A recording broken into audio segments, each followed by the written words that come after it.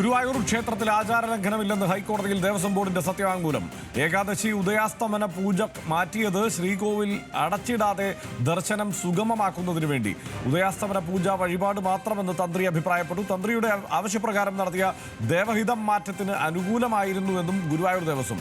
വിവരങ്ങളുമായി ഷബ്ന സിയാദ് ചേരുന്നുണ്ട്. ഷബ്ന, ഇതൊരു തർക്ക വിഷയമായിരുന്നു. എന്താണ് ഇപ്പോൾ വിശദാംശങ്ങൾ? ഏകാദശി ഉദയാസ്തമന പൂജ മാറ്റിയതിനെതിരായ ഹർജിയിലാണ് ഗുരുവായൂർ ദേവസ്വം ഹൈക്കോടതിയിൽ ഇപ്പോൾ സത്യവാങ്മൂലം സമർപ്പിച്ചിട്ടുള്ളത്. ഹർജി കുടുംബവഴക്കിന്റെ ഭാഗമാണ് എന്നാണ് ഗുരുവായൂർ ദേവസ്വം അറിയിച്ചിട്ടുള്ളത്.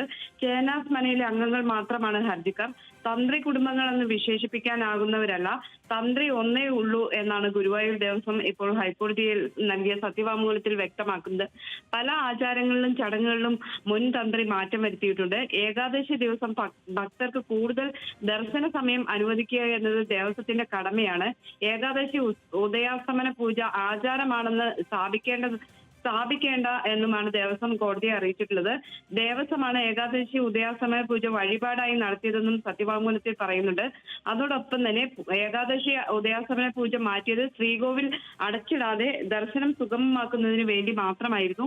ദർശന സമയത്തിന്റെ 5 മണിക്കൂറോളം ഉദയാസ്തമന പൂജയ്ക്കായി ഉപയോഗിക്കേണ്ടി വരുമായിരുന്നു. തുടർന്ന് ബദൽ മാർഗം സംബന്ധിച്ച് തന്ത്രിക്ക് മുന്നിൽ ദേവസ്വം അപേക്ഷ മുന്നോട്ട് വെച്ചു.